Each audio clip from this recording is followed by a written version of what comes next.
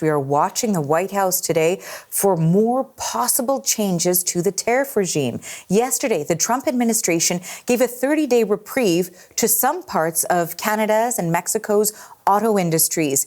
And we've been discussing that there's the possibility that there could be more exemptions coming, especially for products that fall under the current free trade agreement. For that now, I want to head over to Washington. The CBC's Richard Madden is watching this fast-moving story for us. There's a lot of reporting on reprieves for agriculture, a key Saskatchewan export to the U.S., but also, listening to Howard Lutnick as well, the Commerce Secretary, talk about products that fall under the Canada-U.S.-Mexico agreement. What are we hearing? What's the latest here?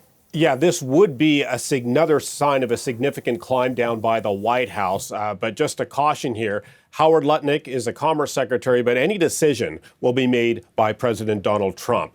Lutnick suggesting that all products covered by the modernized USMCA or NAFTA 2.0 trade agreement will likely be excluded for a month. So those products would include a wide range of things, produce, dairy, steel, aluminum, clothing, and other issues or other products covered under the USMCA. So this, of course, also follows more reports that agriculture products may also be accepted. Now, Republican lawmakers from deep red farm country states have been pushing the White House to exempt agriculture, and that includes Canadian potash, which is a key ingredient in fertilizer, and Canada is by far America's largest supplier of it. Now, these U.S. lawmakers are hearing from their own constituents that tariffs on potash could lead to price hikes, a supply shortage that would inevitably drive up food prices. Now, the Agriculture Secretary confirmed to Reuters that that's being considered along with carve-outs on other agriculture imports. But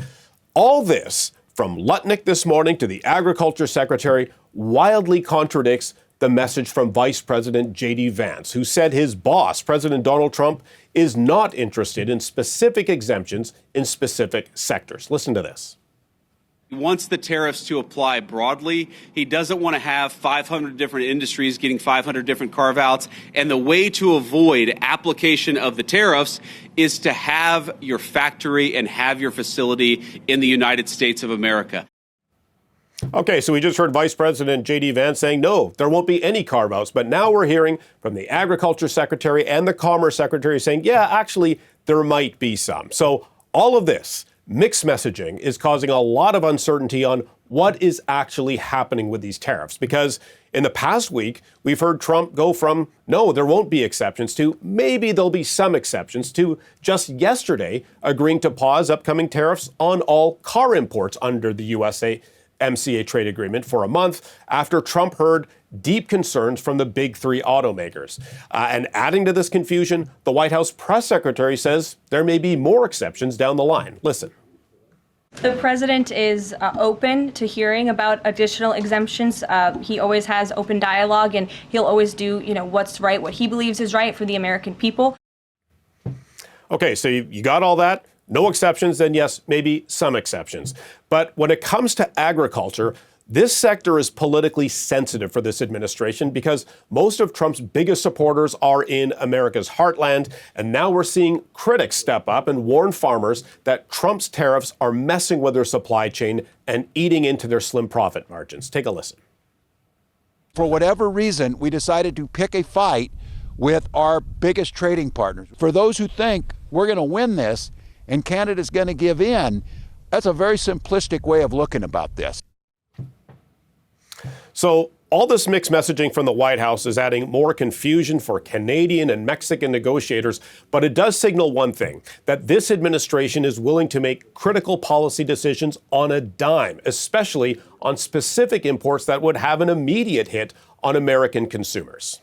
Okay, so we've covered off automotives, also when we're talking about the potential for agriculture. What about other possible potential carve-outs? And of course, with the caveat that really everything is sort of up in the air and there's a lot of uncertainty. Yeah, once again, it all comes down to one person, President Trump. He makes the ultimate decision. But the products that are being floated to be exempted from these tariffs are mostly products covered by the USMCA. But the administration is also reportedly looking at exempting energy imports, which could include Canadian oil and gas that have been hit by 10% tariffs. And this, of course, would prevent U.S. gas prices from going up. Now, we heard the White House press secretary who said Trump is open to hearing of potential to more exemptions, but then said Trump's reciprocal tariffs will still take effect next month with no exceptions. So bottom line here, all this volatility and mixed signals is being reflected by the markets have either tanked or gone up in reaction to each tariff update. But the bigger question is how Canadian officials will respond to these constant changes or moving of the goalposts by this unpredictable administration. We heard moments ago from Prime Minister Justin Trudeau encourage that these talks are happening. But on the other hand, we've also heard Canadian officials saying they're not interested in a compromise or meeting in the middle. They're saying either ditch the tariffs altogether or brace for retaliation. But keep in mind here, the U.S. still has the economic advantage. But again, we're starting to see more signs of a policy shift by the White House looking to ease up on tariffs that directly impact the pocketbooks of American voters, from agriculture to clothing to energy. Richard, thank you for the latest on this fast-moving story again. You bet. That is Richard Madden in Washington.